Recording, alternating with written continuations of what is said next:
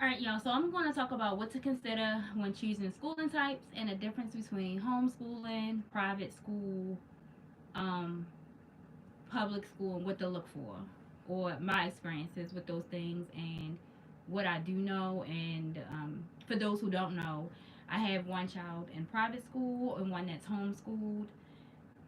And so let's go ahead and get into it.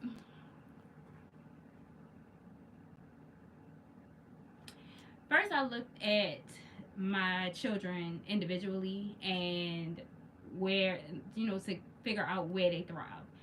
My son, um, he was initially in public school, and it was not good for him at all. Back then, he also was in therapy, and it was crazy that at home he was a totally different child than when he was in school.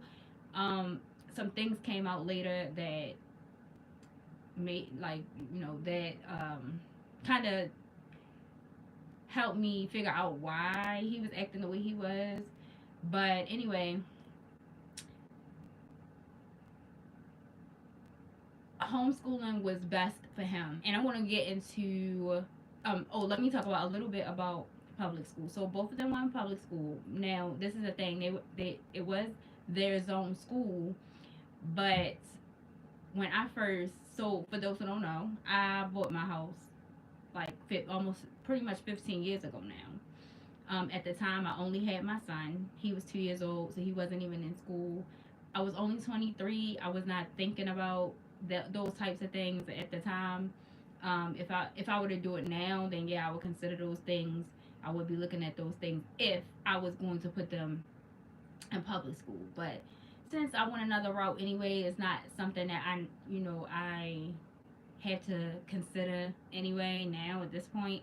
But had I done it later in life, then that's something that probably would have been a big deal or a big um, selling point on where I bought. But anyway, so but the experience in public school, it was to basically sum it up, it was a mess for me. It was just horrible. It was bad. I didn't have the experience was just really bad all around. And unfortunately, my son was the one who that's where my experience with that pretty much was. Once my daughter, it was okay until it got to, mm, I would say it was okay until he got into about third grade. And then based on that experience is why I already in my mind predetermined that my daughter wasn't going to stay there past second grade. It was a really good teacher that they had in second grade, and I already had determined that they weren't gonna she wasn't gonna stay there, especially since I had took my son out. um I left her there until she finished second, and then I put her in private school. So I'm gonna go over the differences. So like I said, number one, my son, he is in he was homeschooled ever since from after fourth grade. So yeah. So basically, so in homeschooling, if you choose to do this or you choose to go this route, do your research. There are so many different homeschooling styles. Some people hear homeschooling and they think, oh, I don't have the time for that. I don't know how I'm going to do that and work a 9 to 5. I don't know how I'm going to do that. And, it's, they don't look at the different types of homeschooling there is out there. Everything isn't what you see in school. It's flexibility as far as when you decide to do it. It's flexibility as far as how you decide to do it. You also have a choice between choosing an umbrella, which is what I'm under, versus choosing to be under the state. So me being under the umbrella, that gives me the option to be able to the umbrella I chose. And the reason I chose it is because they gave me the freedom to teach my children the way, or my child, because my other one's not in under the umbrella, to teach him the way I wanted to teach him. So I chose something called unschooling. I did my research first. When you unschool, you it's pretty much like child interest led. That's the best way that I can describe it. And basically, when it's child, so if he's like my son Ari, let's say for example he's really into animals, I can nurture that. So through unschooling, I can nurture that. And kids are always learning. So when we talk about schooling, it isn't always sit down, pen to paper or pencil to paper, alphabets, and it's not like that. If you take a child to the beach and they pick up a seashell and they say, "What is this from?" or "What is this?" and what type of, let's say, creature comes from it, they're learning. There's so many different ways to learn, and I really was intrigued by this specific type of learning. Also, the umbrella that I'm under, the lady who is oversees it, she is a professor at a really big college. I'm not gonna say which one. She's a professor at a really like a well-known college, and all her kids were unschooled. She did this, and she also had an observation, and something that she brought forth to all of the parents who were there to our attention was that kids who are unschooled and go to college, if they choose to go to college, they are the ones that are on top of their work. They're the ones that's getting straight A's. They're the ones that are, the really thriving with the, the 4.0s, because they have not had to go through the traditional schooling that most kids have to go through, even if it doesn't fit who they are. It doesn't fit with, where their personality. So that's why I say it's really important to get to know or individually look at your children and decide what direction to go with them. Um so yeah, so anyway, so with that was a that was an eye opener. Also, she said the kids who went through school, they scored lower on the entry test versus the ones who were unschooled. Go figure. And they're the ones that's not getting teached in a traditional way. But anyway, so I just have notes so I don't forget anything. Um okay. So if your child does decide to go to college, let's talk a little bit about that. It's we have something called dual enrollment. So basically, they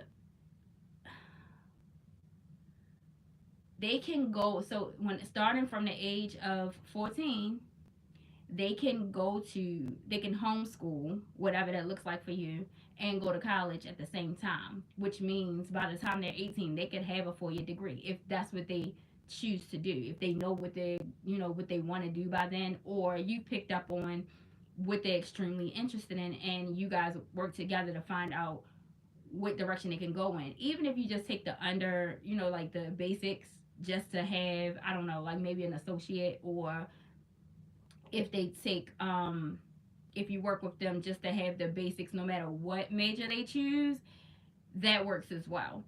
But yeah, so that's one of the things that, and also I don't know about everywhere, but I know here, if they choose to go to community college, even matter of fact, I'm not sure about the 4 years, but I'm not sure, so don't quote me. I know specifically the community college, it's 50% off for homeschooled kids. So that saves you some money, and that, there too. What else? Um,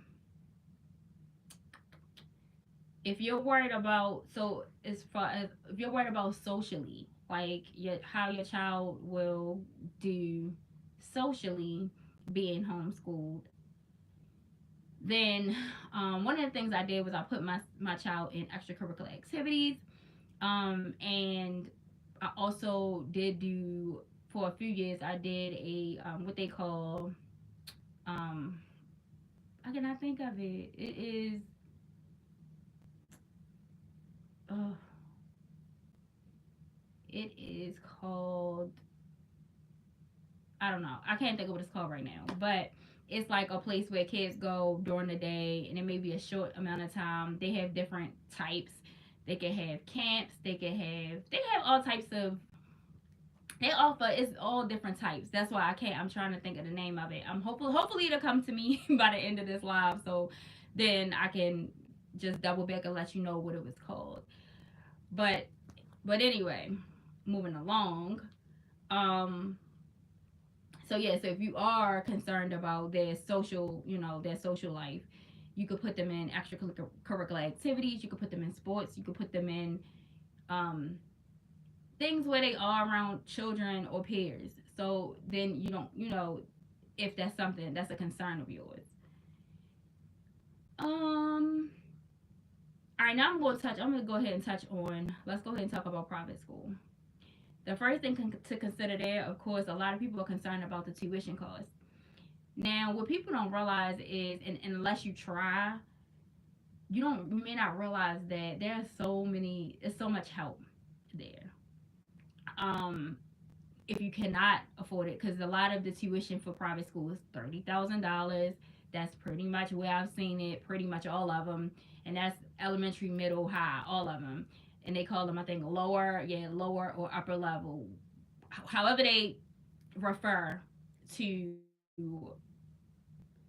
the schooling. Basically, it's typically around $30,000 a year. There are a lot of people who don't have that, but they have things like financial aid. They have things like angel investors. They have like people at the school who will basically look out if they really want your child. I wanted my child there for diversity. I wanted her there, and she wasn't the type. Okay, so let's go ahead and get into that. So I was saying the type of child my son was, but my daughter, she's a lot different. She thrives in a school setting. She thrives being around, kids and in that educational environment every day. That was her. She thrives in sports. She loves that. She loves after school. Now you have to go to sports. That's like she looks forward to school. So I didn't want to take that away from her, but I had to get out of private school. I mean, out of public school because we weren't going to do that. So yeah, so that's why I chose the private school route for her. Now, again, just like with homeschooling, there are different types of private schools. They have Montessori. They have, and I'm not going to like name the different types. Let's just put it like this. Let's put it in terms that you guys will understand, even if you don't know what each of the terms mean. So, private school, there are types where basically they learn through play. Strictly, they learn through play throughout the school. Throughout coming up. They learn through hands-on activities. You have the ones that are strictly like college prep type private school. So they sitting there all day, kind of like a 9 to 5, and they are like they in grind mode all day.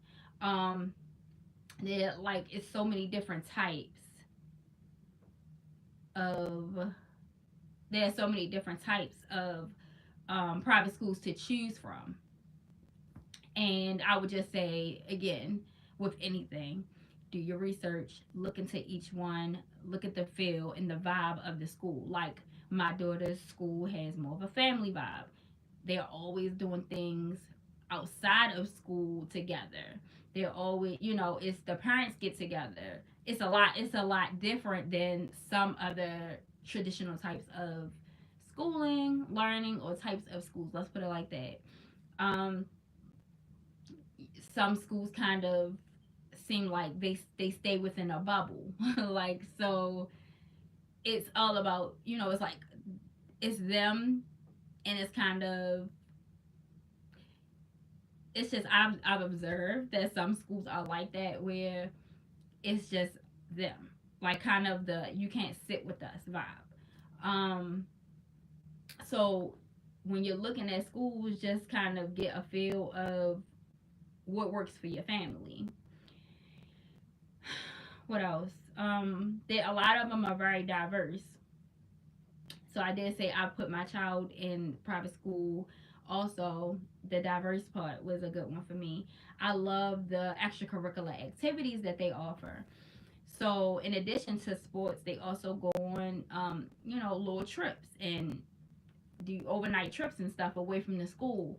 Also, I don't know if all private schools offer that. My daughter's does, but like I said, all schools are different.